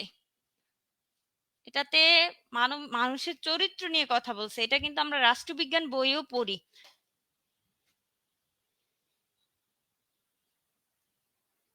ঠিক আছে, তারপর আমরা চলে যাব নিউ ক্লাসিক্যাল এজে, কমনওয়েলথের পর। খেয়াল করে দেখো, আমি বলেছিলাম চার্লস ওয়ানকে কি করা হয়েছিল? শিরোচ্ছেদ করা হয়েছিল। চার্লস ওয়ানকে শিরোচ্ছেদ করার পর রেস্টোরেশন পিরিয়ডে, রেস্টোরেশন পিরিয়ডে কে আসলো? চার্লস টু, তার ছেলে আসলো, মানে তার ছেলে ক্ষমতায় চলে আসলো। চার্লস টু, তাহলে চার্লস টুকে রিস্টোর করা হয়েছে, এজন্য এটার নাম রেস্টোরেশন। রিস্টোর মানে কি? পুনরায় আবার স্থাপন করা। মানে চার্লস ওয়ানের ছেলেকে আবার ক্ষমতায় আনা হয়েছে, মোনার্ককে আনা হয়েছে, রিস্টোর করা হয়েছে, তাই এটার নাম হচ্ছে রেস্টোরেশন। ঠিক আছে, রেস্টোরেশন পিরিয়ড। এই পিরিয়ডটা মজার জিনিস হচ্ছে, সব মানে অদ্ভুত ধরনের নাট্য হতো সেই সময়, নাটক হতো। ড্রামাগুলো জানি কেমন ছিল। তোমার সমাজের মানুষের যে লুক দেখানো স্বভাব, বা যে ফ্যাশন, যে জিনিসটা ভিতরটা একদম শূন্য, বাহির দিয়ে খুব চাকচিক্য, এই জিনিসটা তুলে ধরা হতো এই নাটকগুলোতে। আর এই নাটকের একটা ফর্ম ছিল, সেটা হলো কমেডি অফ ম্যানার। রেস্টোরেশন পিরিয়ডের ফসল যেটাকে আমরা বলি কমেডি অফ ম্যানার। আরেকটা জিনিস ছিল প্রণয়। ঠিক আছে, প্রেমটা ছিল ইলিগেল প্রণয়, যেটাকে বলি, যেটাকে পরকীয়া বলে। হ্যাঁ, এই জিনিসটার থাকতো থিম বেশিরভাগই এরকম হতো, প্রণয়। আর মানুষের কি স্বভাব? সুপারফিশিয়াল যে স্বভাবগুলো, সুপারফিশিয়াল নেচার, মানুষের লুক দেখানোর স্নোবারি অ্যাবসার্ডিটি গুলা এই কমেডি অফ ম্যানারে তুলে ধরা হতো। মনোযোগ দিয়ে দেখো আজকের ক্লাসটা, মনোযোগ দিয়ে দেখলে তোমার এটা মাথায় তোমার সেট হয়ে যাবে। আর এভাবে মুখস্থ করতে গেলে কিন্তু জিনিসটি মনে থাকে না। আমি আবারও বলছি, কমেডি অফ ম্যানার, আর এগুলো ছিল বিষয়বস্তু। এখানে আমরা শুধু পড়ব রেস্টোরেশন পিরিয়ডের 3-4 জন। আর কমেডি অফ ম্যানারের জনক বলা হয় কনগ্রিভকে, উইলিয়াম কনগ্রিভকে। ঠিক আছে, উইলিয়াম কনগ্রিভ।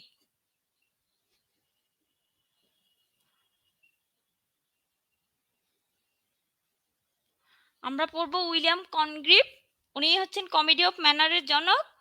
ঠিক আছে, তারপর পড়বো এখানে জন মিল্টন, ভালো করে পড়বো।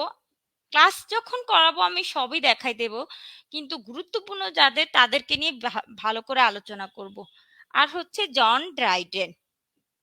ঠিক আছে, ড্রাই যেমন শুকনা, ড্রাইডেনের কবিতাগুলো বা ড্রাইডেনের সাহিত্যকর্মগুলো সেরকম ধার ছিল, তীক্ষ্ণ ছিল। ঠিক আছে, ড্রাইডেন, জন মিল্টন, আর হচ্ছে উইলিয়াম কনগ্রিভ।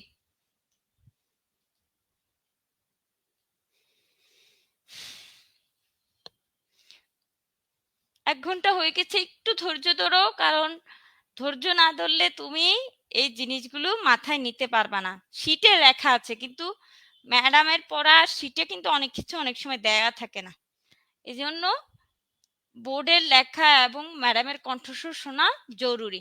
আচ্ছা, আমরা এখন রেস্টোরেশনের পরের পিরিয়ডটা হচ্ছে এই যে পোপ।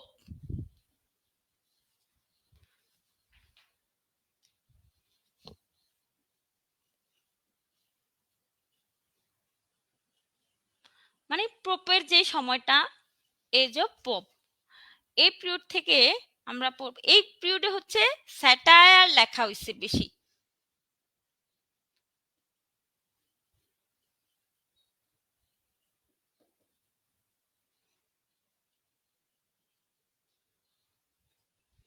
এখানে সবচেয়ে গুরুত্বপূর্ণ হচ্ছে আলেকজান্ডার পোপ।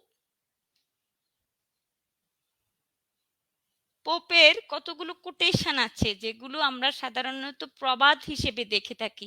তোমরা এই কোটেশনগুলো মুখস্থ করে ফেলবা, ঠিক আছে? অল্প বিদ্যা ভয়ঙ্করী একটা আছে, আরেকটা আছে ওই যে fool rush where angel fear to trade.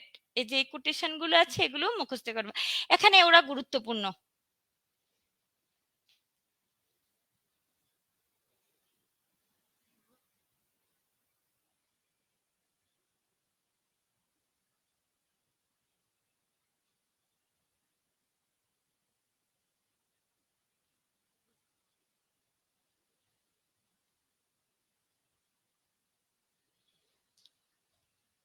তারপর আমরা চলে যাচ্ছি, এই যে পোপের আরেক নাম হচ্ছে, সরি পোপের ইটা লিখি নাই, পোপের আরেক নাম হচ্ছে Augustan period.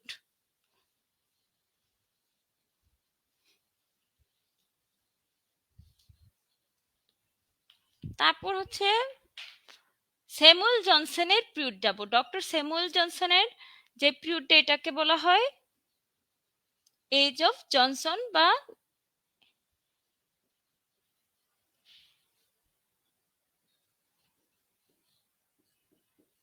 The age of sensibility. মনে রাখবে স্যামুয়েল জনসন হচ্ছে ডিকশনারির প্রথম ফার্স্ট তিনি কম্পাইল করেছেন। এই পিরিয়ড থেকে আমরা পড়বো, যাকে গুরুত্ব দিয়ে পড়বো, এই পিরিয়ডে সাধারণত প্রবন্ধের উপর, প্রোজের উপর জোর দিয়েছে। এই পিরিয়ডে দেখা যায় যে সংবাদপত্রে এসেছে এবং রিচার্ড স্টিলির যে স্পেকটেটর, হ্যাঁ, এই জিনিসটা গুরুত্বপূর্ণ। এই প্রাবন্ধিক টাইপের সাহিত্যকর্ম এই পিরিয়ডটাতে বেশি হয়েছে। প্রথম আমরা যখন প্রথম কথা বললাম উঁচুতলার প্রণয়, পরকীয়া, এইসব নিয়ে কমেডি অফ ম্যানার কেন্দ্রিক হয়েছিল রেস্টোরেশন পিরিয়ডটা। অশ্লীল যে জিনিসগুলো এগুলো ছিল রেস্টোরেশন পিরিয়ডে। তারপর পিরিয়ডটা ছিল স্যাটায়ার ভিত্তিক, বেশিরভাগই লেখা ছিল সমাজের যেই দোষগুলো সেগুলোকে সমালোচনা করে স্যাটায়ার কেন্দ্রিক লেখা ছিল। আর লাস্ট যে পিরিয়ডটা সেই পিরিয়ডটা ছিল প্রবন্ধ কেন্দ্রিক, ঠিক আছে? এখানে খুব ভূমিকা রাখছে রিচার্ড আর স্টিলি, ঠিক আছে? রিচার্ড স্টিলির spectator, sorry Addison and Steele, তারা দুজন যেই স্পেকটেটরটা বের করেছে একটা সাময়িকী, এটা খুব গুরুত্বপূর্ণ। আর এখানে খেয়াল করে দেখো স্যামুয়েল জনসন কি কি পড়তে হবে আমি লিখে দিচ্ছি। আবার এখানে নোবেলও লিখেছিল Samuel Johnson, Henry fielding Nobel লিখেছিল, তাকে ফাদার অফ ইংলিশ নোবেল বলা হয়, হেনরি ফিল্ডিং।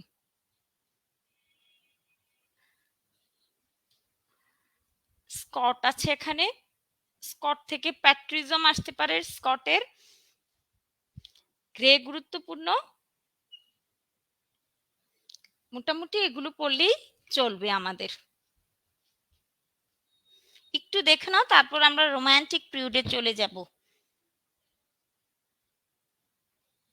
আর বার্ক দেখতে পারো, এডমন্ড বার্ক। এডমন্ড বার্কের আমরা দুই তিনটা শুধু সাহিত্যকর্ম, যে ইস্ট ইন্ডিয়া বিল, যে সাহিত্যকর্ম না স্পিচগুলো, এই স্পিচগুলো মুখস্থ করব। এখানে পরীক্ষায় আসার মতো হচ্ছে হেনরি ফিল্ডিং আর স্কট।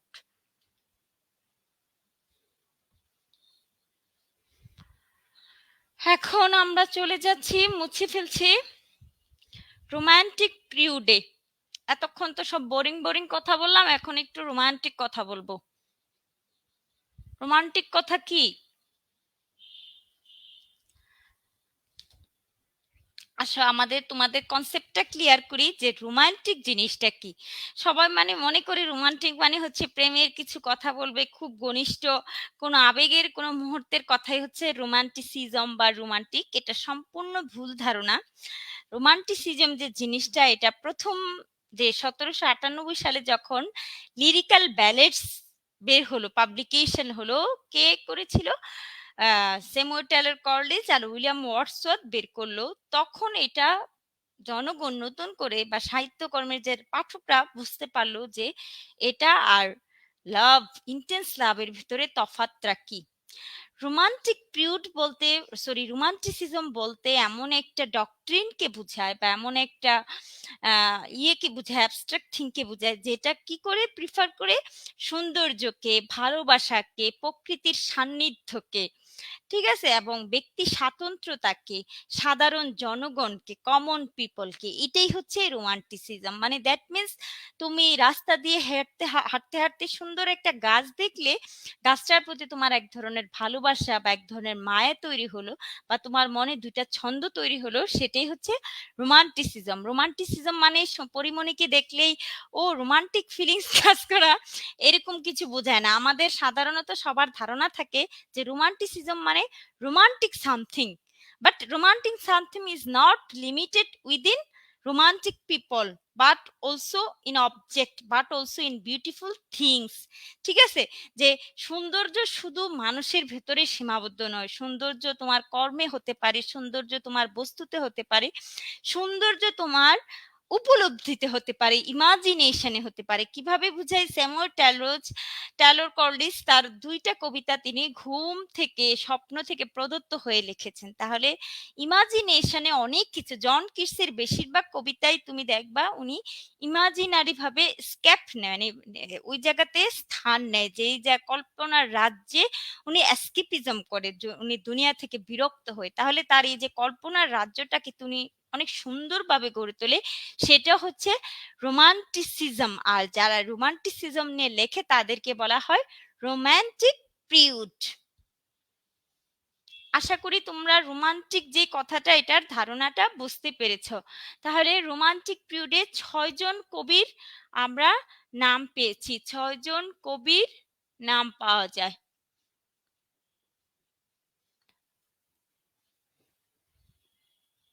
এক নম্বরে হচ্ছে উইলিয়াম ব্লেক। উনি কিন্তু প্রি রোমান্টিক ওনাকে বলে, কেন জানো? উনি রোমান্টিসিজম শুরু হওয়ার আগে উনি লেখা শুরু করে দিয়েছিল, তাই ওনাকে প্রি রোমান্টিক পয়েটও বলা হয়। প্রি মানে পূর্ব,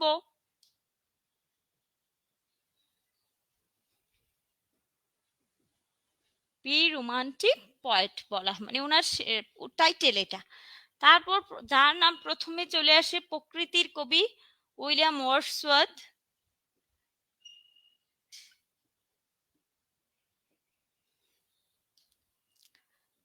জীবনানন্দ দাশকে দুদণ্ড শান্তি দিয়েছিল কে? বনলতা সেন। ঠিক উইলিয়াম ওয়াটসের এই পীড়িত মনকে সান্ত্বনা দিয়েছিল প্রকৃতি।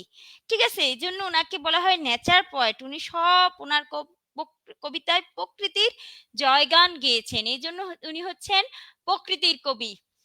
তারপরে হচ্ছে সৌন্দর্যের কবি। সৌন্দর্য মানে মেয়েদের চেহারা সৌন্দর্য না কিন্তু। জন কিটস, উনি ছিলেন সৌন্দর্যের কবি। উনি একটা পাত্র দেখেছেন, যেটাকে মানে যেটাতে আর্ন বলে, গ্রীষ্মিয়ান আর্ন, একটা গ্রীষ্মের একটা পাত্র দেখেছিলেন, সেটা দিয়ে উনি একটা কবিতা লিখেছে ফেলেন। তাহলে সৌন্দর্য ওনার কাছে অন্য কিছু ডিফারেন্ট ওয়েতে এসেছে।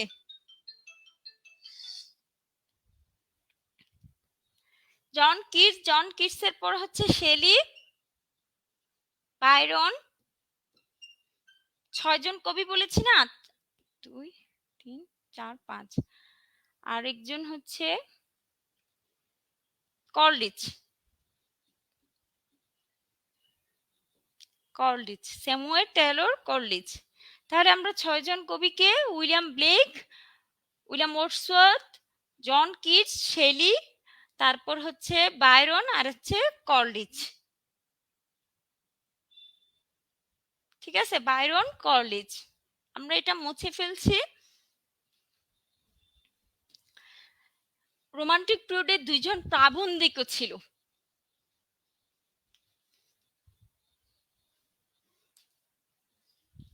দুইজন প্রাবন্ধিকের নাম লিখছি, দুইজন অ্যাজিস্ট যাকে বলে। একজন ছিল চার্লস ল্যাম্ব, প্রাবন্ধিক, লিখে নে আগে। একজন ছিল চার্লস ল্যাম্ব, আরেকজন ছিল William হ্যাজলিট।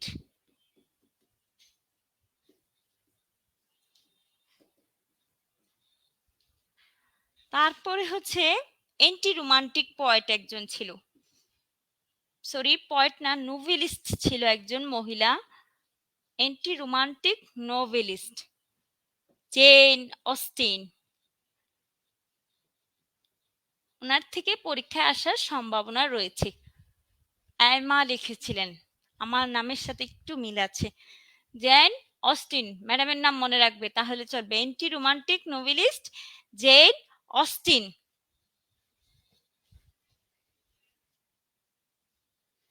Anti romantic novelist Jane Austen. এখন আমরা মুছে ফেলবো, আমরা চলে যাব ভিক্টোরিয়ান পিরিয়ডটাতে।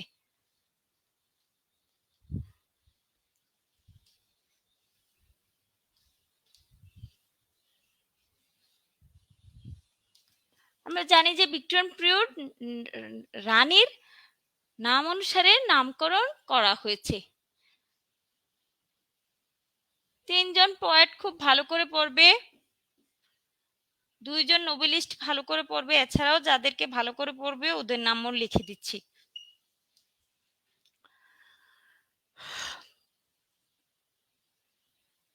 ব্রাউনিং, টেনিসন,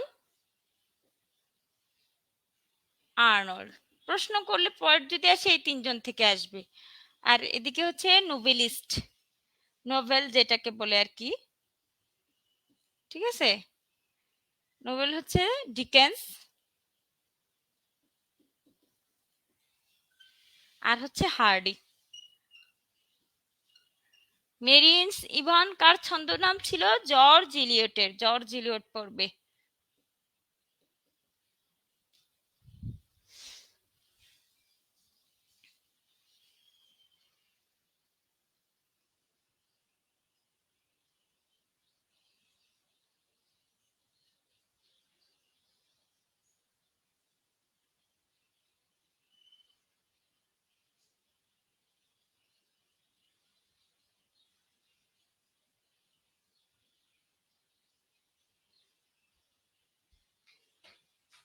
এখানে একটা জিনিস খেয়াল করো, মজার একটা বিষয় আছে। তিন বোন লিখতো, তিন বোন লিখতো ভিক্টোরিয়ান পিরিয়ডে, ঠিক আছে। ওদেরকে বলা হয় ব্রন্টি সিস্টার, ব্রন্টি সিস্টার্স।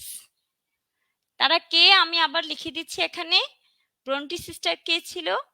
একটা হচ্ছে শার্লটি ব্রন্টি, ঠিক আছে। এমিলি ব্রন্টির উইদারিং হাইটস তোমাদের এসেছিল পরীক্ষায়, উনি একটাই লিখছে, এটাই চলে আসছে, তাহলে আমাদের শার্লটি ব্রন্টি ইম্পর্টেন্ট। এটা ভুলে গেছি ওনার নামটা, সম্ভবত এমিলি বন্টি হবে, এমিলি বন্টি না কি জানি হবে, ভুলে গেছি নামটা, আমি কারেকশন করে দেব। এই তিনজন হচ্ছে, তাদেরকে বলা হতো ব্রন্টি সিস্টার। এটা পরীক্ষায় এসেছে, তাহলে ইম্পর্টেন্ট হচ্ছে শার্লটি ব্রন্টি।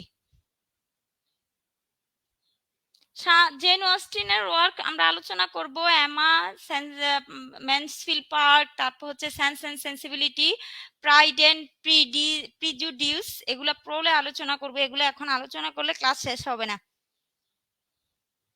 ঠিক আছে। ব্রন্টি সিস্টার তোমাকে পড়তে হবে, কারণ ব্রন্টি সিস্টারে এমিলি ব্রন্টি থেকে প্রশ্ন এসেছে। উইদারিং হাইটস প্রশ্ন আসছিল 40তম বিসিএস এ, সম্ভবত না জানি 41 এসেছে। আচ্ছা, আমরা যাই আলোচনা করছি এগুলো কিন্তু সিলেবাস অ্যানালাইসিস করে আলোচনা করছি, প্রশ্ন অ্যানালাইসিস করে আলোচনা করছি। ইনশাল্লাহ আমার ক্লাসগুলো করার পর তুমি পরবর্তীতে বিসিএস পরীক্ষা দিলেও খুব ক্লিয়ার কনসেপ্ট থাকবে, আশা রাখি, যে কোনগুলো গুরুত্বপূর্ণ, এগুলোর বাইরে আসে না। এবার ভিক্টোরিয়ান পিরিয়ড শেষ, আমরা চলে যাব মডার্ন পিরিয়ড।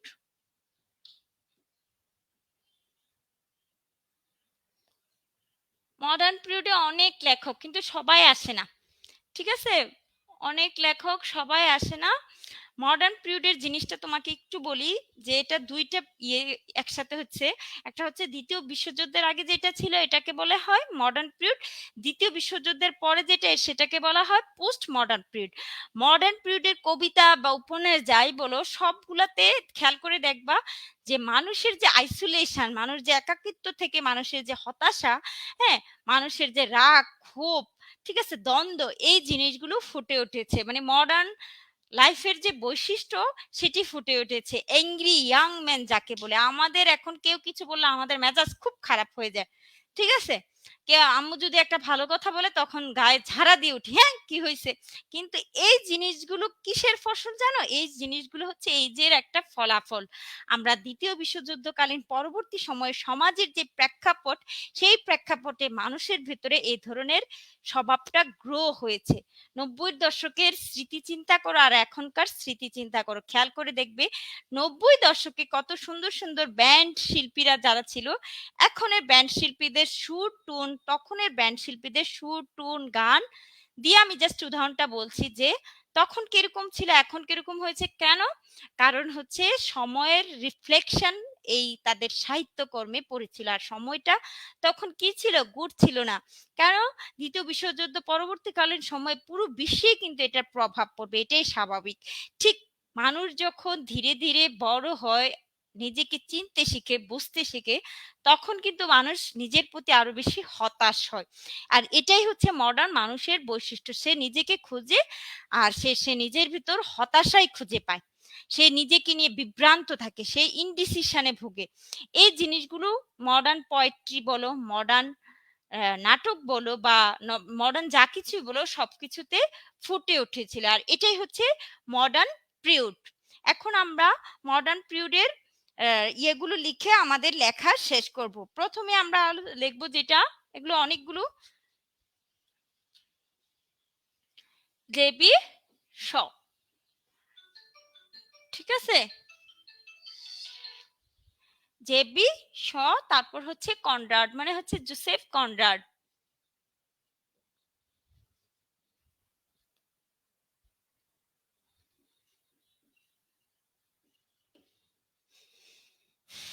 ইয়েটস মানে ডাব্লিউ বি ইয়েটস, উনি কিন্তু Irish poet. Virginia Wolf stream of consciousness মোডে যিনি লিখতেন, ভার্জিনিয়া উলফ। লরেন্স মানে হচ্ছে ডিএস লরেন্স, এটা থেকে 41 প্রশ্ন এসেছে। ইএম ফস্টার, ফস্টার শুধু লিখি এ প্যাসেজ টু ইন্ডিয়া লিখেছে, যেটার চরিত্র এসেছিল পরীক্ষা। দেখছো গুরুত্বপূর্ণ জিনিসগুলো থেকেই লেখে। জ্যাম জোসি, ইউলিসিস লিখেছেন যিনি। ইজরা পাউন্ড, কেস্ট কার সহযোগী ছিলেন? উনি সহযোগী ছিলেন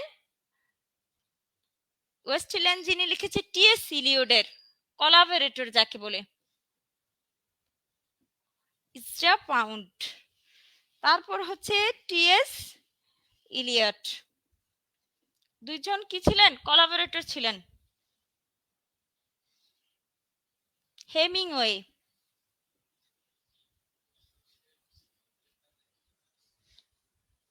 হেমিংওয়ে। তারপর হচ্ছে এখানে অনেকগুলো, আর্থার মিলার, আর্থার মিলার আবার আমেরিকান লেখক। টনি মরিসনও আমেরিকান লেখক। 35-এ ওনার থেকে প্রশ্ন এসেছে, তাই উনি ইম্পর্টেন্ট। মহিলা টনি মরিসন, বিলাবেট লিখেছেন যিনি। ফকনার, ঠিক আছে,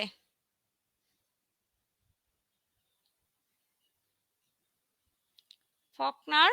লাস্টে হচ্ছে ডিকিনসন, ডিকিনসন, এমিলি ডিকিনসন, উনি ন্যাশনাল পোয়েট আমেরিকার। এখানে আছে ফ্রস্ট আর হচ্ছে হুইটম্যান, লেখা দেখা যাচ্ছে হুইটম্যান। একটু কাইন্ডলি তোমরা দেখে নাও, এগুলো হচ্ছে। আর শেষে হচ্ছে হেনরিক ইবসেন, শুধু ডল হাউস পড়লে চলবে। হেনরিক ইবসেন,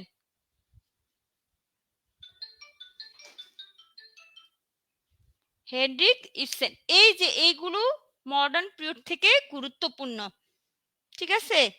এনি ব্রন্টি, ধন্যবাদ। জেন অস্টিনের ওয়ার্ক হচ্ছে pride and prejudice, sense and sensibility. ম্যামের সাথে নাম মিলে একটা আছে এমা, আমার নাম হচ্ছে এম দিয়ে, আর এটা হচ্ছে এমা। ঠিক আছে, এমা, দুইটা এম, এমা, আরেকটা হচ্ছে Mansfield Park. Anne Bronte, thank you Zerin Zabin. আমি এটা ভুলে গেছিলাম যে এনি ব্রন্টি। হ্যাঁ, সবার তো ইন্ট্রোডাকশন দিচ্ছে, সবাই চাচ্ছে ডিটেলস পড়াতে, একদিনে ডিটেলস পড়ালে কিভাবে হবে? আমরা শুধু এইগুলোই লিখাবো, আর এগুলো ভালো করে পড়বো। এগুলো নিয়ে যখন বিস্তারিত ক্লাস হবে তখন কার কার সাহিত্যকর্ম, কিছু কিছু লেখকের আছে যে গল্প সহ, গল্পের কাহিনী সহ, চরিত্র সহ পড়তে হবে, আর কিছু কিছু আছে যে শুধু নামগুলো মুখস্থ করলেই চলবে।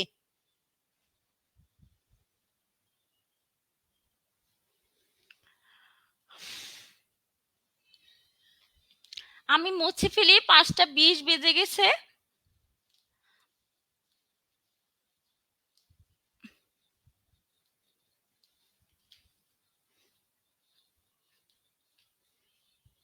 আমাদের আজকে ইনসেপশন বলেছি বিগিনিং, এজন্য শুধু জাস্ট লেখকদের নাম তোমাদেরকে পরিচয় করে দিলাম তোমাদের সাথে, যে কোন লেখকটাকে কিভাবে পড়বা সেটা নিয়ে আলোচনা করেছি। কালকের ক্লাসে আমরা পিরিয়ড নিয়ে কথা বলবো।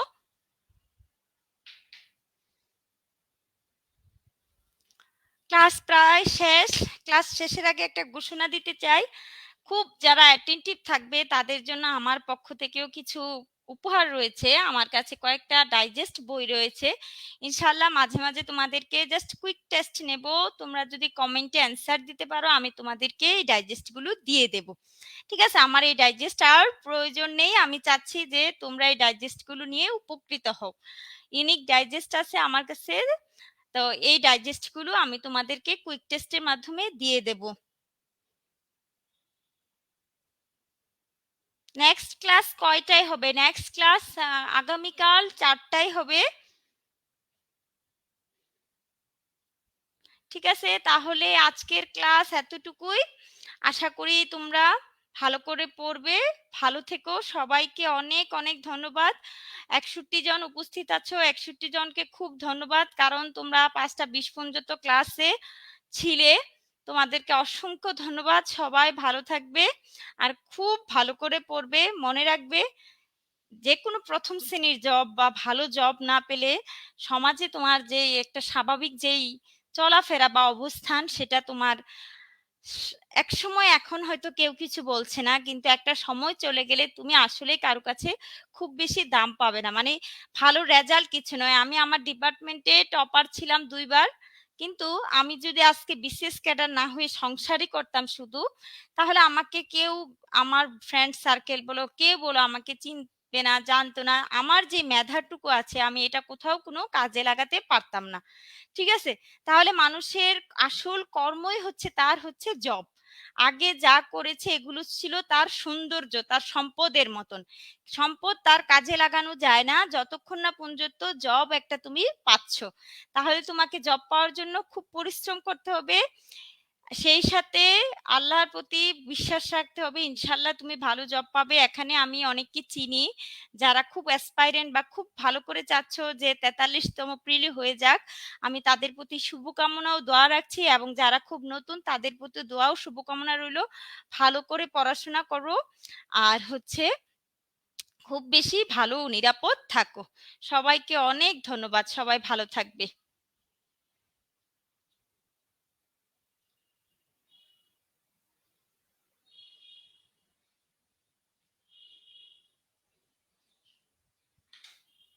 এই তো বন্ধ।